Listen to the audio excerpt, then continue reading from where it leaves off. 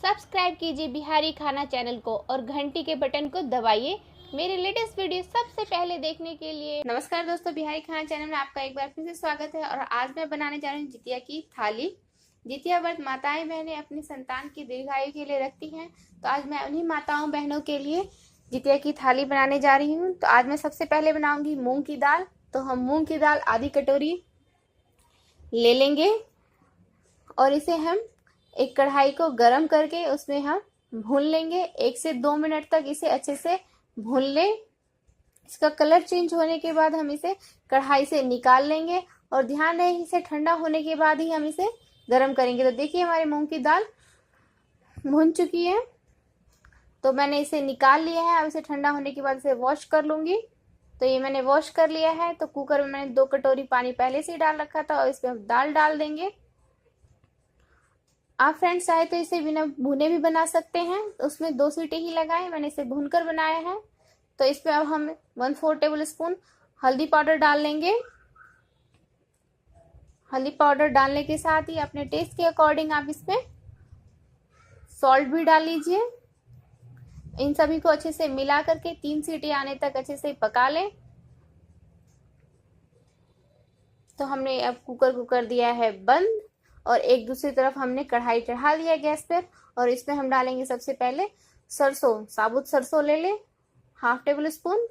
उसके गर्म होने के साथ ही हम इसमें डाल देंगे 2 टेबल स्पून तेल और 1 साबुत लाल मिर्च। तेल गर्म होने के साथ ही इसमें डाल दें। तो इसके साथ ही आज मैं बनाने जा रही हूँ इसमें ठरिया साग, हरा साग। देखिए मैंने इसमें बहुत ही कम क्वांटिटी में साग लिया है, तो इसे ध्यान रखते हुए हम उसी के अकॉर्डिंग इसमें नमक डालेंगे। तो इसे हम एक बार अच्छे से चला लेंगे। तो आप इसे अच्छे से मिला लें कढ़ाई में। उसके साथ ही हम नमक स्वाद अनुसार डालेंगे। नमक कम डालें क्योंकि ये साग बहुत ही जल्दी गल जाती है और बहुत ही कम क्वांटिटी हो जाती है इसके गलने के बाद। तो ये चीज़ आप ध्यान रखें। अब नमकों को अच्छे से साग में मिला लें और मिला करके फ्रेंड्स अच्छे से इसे हम ढक करके ही पकाएंगे। अगर आपको लगे कि साग में बहुत कम पानी है तो हम इसे एक बार चेक करने के बाद इसे एक बार ढक लें और उसके बाद हम दोबारा इसमें पानी डाल सकते हैं 1/2 कप। ढक लें इसे और बीच बीच में चेक करते रहें। और मैंने रात में ही चावलों को भिगोने के लिए रख दिया था। तो मैं यहाँ पे तरुआ यानी पकौड़े बनाऊंगी, तो मैंने आधा कटोरी चावल भिगो कर ले लिया है और इसमें हम लहसुन और हरी मिर्ची डालेंगे। हम इसमें ज़्यादा पानी नहीं डालेंगे, 3 से 4 चम्मच पानी डाल करके इसे हम पीस लेंगे। और साथ ही साथ हम ले लेंगे इसमें 3 लहसुन की कली और 1 हरी मिर्ची। ये टोटली ऑप्शनल है, आप इसके बिना भी बना सकते हैं। चावलों को सिर्फ पीस लें पानी डाल करके। तो इसके साथ ही हम एक बार फिर से साग को चेक कर लेंगे। तो ये देखिए जैसे कि दिखने से ही लग रहा है इसमें बिल्कुल ही पानी नहीं बचा है। तो इसके साथ ही हम इसमें थोड़ा सा पानी डाल लेंगे।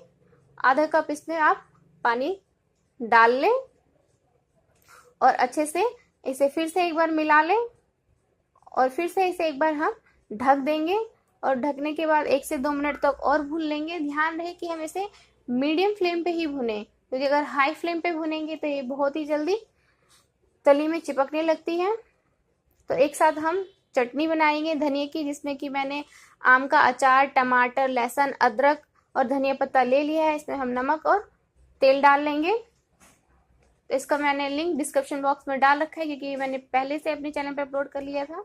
तो साथ ही हम जो हमने घोल तैयार किया था यानी पिठार, उसमें 1 चम्मच बेसन, 1 चम्मच मैदा, नमक स्वाद अनुसार ले लें, 1/4 टेबल स्पून हल्दी पाउडर, 1/4 टेबल स्पून लाल मिर्च पाउडर। इन सभी को हम इस तरह से अपने चावल के घोल में मिला लेंगे कि हमारे चावलों के पकौड़े एकदम क्रिस्पी बने। आप सिर्फ चावलों के भी बना सकते हैं बिना बेसन और ये डाल के। तो ध्यान रहे कि उसमें हमें बहुत ही कम पानी डालना है, क्योंकि मैंने यहाँ पे पानी डाला था। तो साथ ही साथ मैं बेसन और ये सब चीज़ें इस पिठार के घोल में यानी चावल के घोल में मिला लूँगी और इसे अच्छे से मिला करके 2 से 3 मिनट चम्मच से ढक कर रख लें। और अब मैं कढ़ाई में तेल गरम होने के लिए रख दिया है। दाल बन चुकी है, तो दाल को हम एक साइड कर लेंगे। तो अब इस कढ़ाई में मैं पटल फ्राई करूँगी, क्योंकि आलू पटल की मैं पंचफोरन वाली सब्जी बनाने जा रही हूँ। तो आप परवल को छील करके कट करके इस तरह से ले लें। आप अपने अकॉर्डिंग कोई सा भी पीस रख सकते हैं। तो तेल गर्म हो चुका है, तो अब इस तेल में मैं पटल को डालकर मीडियम फ्लेम पे ही ध्यान रखिए कि इसे भी भुने। तो इस तरह से आप पटल को डाल करके 1 से 2 बार चलाते हुए इसे भुनने दें। फ्रेंड्स, जितिया पावन का एक फेमस गीत है,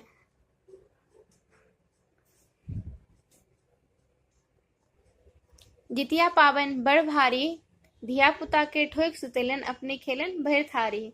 तो ये साथ ही मैं एक और रेसिपी बनाने जा रही हूँ। तो कुकर में मैंने 1 कप पानी डाल लिया है। तो इसमें मैं जिमीकंद उबलने के लिए डालूंगी। तो 100 ग्राम मैंने जिमीकंद कुकर में डाल दिया है।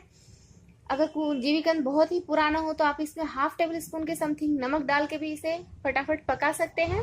तो इसमें हम 2 सीटी आने तक इसे पका लेंगे और अच्छे से पकाएं। इसे आप चेक कर लें। तो देखिए साथ ही हमारी पटल भुन चुकी है। जब पटल का हल्का कलर चेंज हो जाए तो इसके साथ ही हम इसमें 1 आलू कट करके डाल लेंगे। तो आलू को भी हम इसमें चलाते हुए अच्छे से भून लेंगे। 1 से 2 मिनट तक आलू को भूनने के बाद हम इसे निकाल लेंगे। आलू का कलर भी चेंज हो चुका है। तो अब हम इस स्टेज पे आलू को निकाल लेंगे और साथ ही देखिए हमारी जिमीकंद इस तरह से चेक कर लेंगे तो एकदम पकी हुई है, अच्छे से उबल चुकी है। तो हम इस जिमीकंद में ½ टेबल स्पून नींबू डाल लेंगे, नींबू का रस डाल लें। और साथ ही हम इसमें 1 टेबल स्पून आम का अचार डालेंगे। आम का अचार डाल लें, कोई सा भी अचार का राई आप डाल सकते हैं। साथ ही हम इसमें आधा बारीक कटा हुआ प्याज, मेक श्योर कि बारीक ही कटा हुआ रहे, और 1 हरी मिर्ची और सरसों तेल ½ टेबल स्पून सरसों तेल डालें। अब इन सभी सामग्रियों को अच्छे से हाथों से मैश करके मिला लें, अच्छे से मैश कर लें। तो देखिए इस तरह से हमारी चटनी भी ओल की बनकर तैयार है, ओल का चोखा। और हम आलू की ग्रेवी वाली सब्जी बनाने जा रहे हैं। तो मैं फटाफट आज कुकर में बनाना बताऊंगी आपको। तो तेल गरम करने के लिए मैंने रख दिया है 2 टेबल स्पून। तेल गरम होने के साथ ही हम इसमें पंचफोरन डाल लेंगे 1/4 टेबल स्पून। और पंचफोरन में मेथी का कलर चेंज होने के साथ ही हम इसमें 2 चुटकी हींग भी डाल लेंगे। तो आप बीच में एक बार मेथी का कलर चेक कर लें, अगर चेंज हो गया हो तो हम इसमें 1 टमाटर कट करके डाल लेंगे। टमाटर को 1 से 2 बार चला लें अच्छे से इस तरह से। तो इसके साथ ही हम 1/4 टेबल स्पून हल्दी पाउडर, ½ टेबल स्पून लाल मिर्च कश्मीरी पाउडर, नमक स्वाद अनुसार, 1 टेबल स्पून धनिया पाउडर डाल करके टमाटरों में अच्छे से भून लेंगे 1 से 2 मिनट तक। ध्यान रहे कि जब मसालों से ऑयल निकलने लगे उसके बाद ही हम इसमें भुना हुआ आलू और पटल डालेंगे। तो ये देखिए इस तरह से मिला करके देखिए हमारे भुन चुके हैं मसाले। तो अब इस भुने हुए मसाले में आलू और पटल डाल देंगे। आलू और पटल डाल करके इसे एक बार अच्छे से मिला लें और इसे भी हम 1 से 2 मिनट तक अच्छे से भून लेंगे ताकि सारे मसाले हमारी सब्जियों में लग जाए और हमारी सब्जी अच्छी से बने। तो ये भून चुका है। तो हम इसमें 1 कटोरी पानी डालेंगे। ये देखिए कितने अच्छे से भुना है। बीच बीच में आप इसे ध्यान रहे कि चलाते रहे सब्जियों को भी। तो 1 कटोरी मैंने पानी डाल के 3 से 4 सीटी आने तक इसे भी हम उबाल लेंगे। अब हम 3 से 4 सीटी आने तक इसे उबाल लें। तो अब मैंने पतीले में 2.5 कप पानी गर्म होने के लिए रख दिया है। साथ ही मैंने चावल वॉश कर लिया था।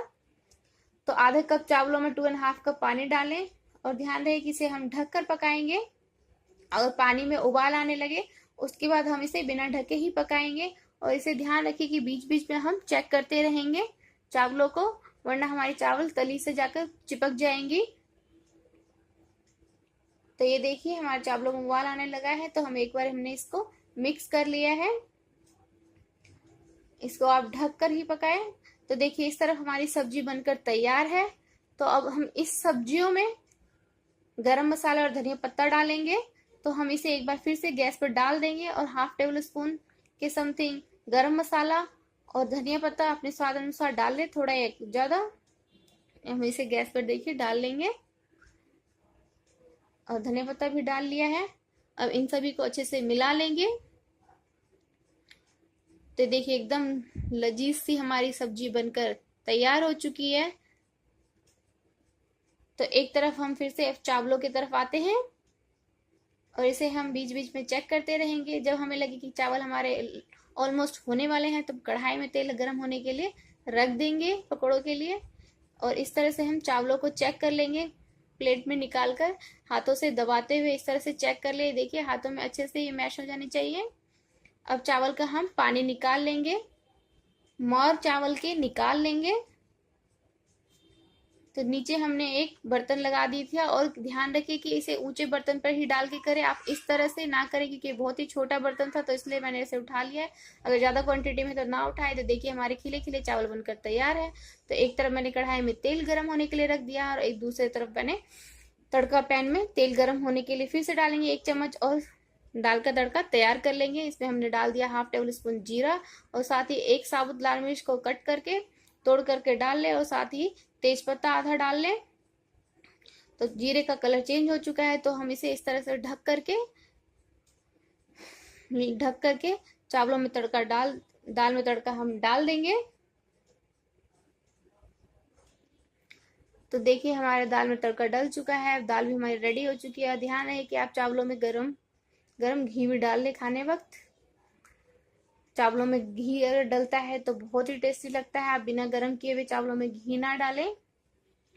तो देखिए अब एक कढ़ाई में अच्छे से तेल गरम हो चुका है और हमारा एक तरफ चावलों का पिठार बनकर तैयार है। ये देखिए अब मैं सबसे पहले इसमें पटल डाल रही हूँ। आप अपने मनपसंद कोई सा भी पकौड़ा इसमें डाल सकते हैं, जो भी आपको सब्जी पसंद हो अपने मनपसंद शेप में कट कीजिए और इस तरह से डाल करके एकदम क्रिस्पी होने तक हमें फ्राई करना है। ध्यान रखें कि आप चाहें तो तिलकोर तले, इसमें भिंडी तले, खमहार का तले, कुछ भी आप इसमें अच्छे से क्रिस्पी होने तक उलटते पुलटते हुए तल करके आप पकोड़े तैयार करें, क्योंकि पकोड़ों का टेस्ट हमारे दाल भात में बहुत ही अच्छा लगता है।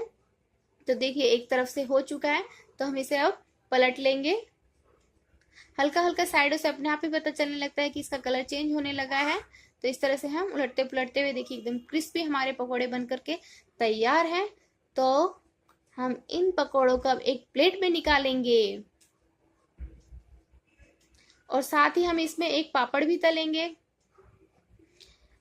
तो पापड़ हमारा तेल गर्म ही है तो इसी में डाल देंगे। ये देखिए मैंने पापड़ भी इसमें डाल करके गैस ऑफ कर दिया है। अब हम पापड़ भी फ्राई करके निकाल लेंगे।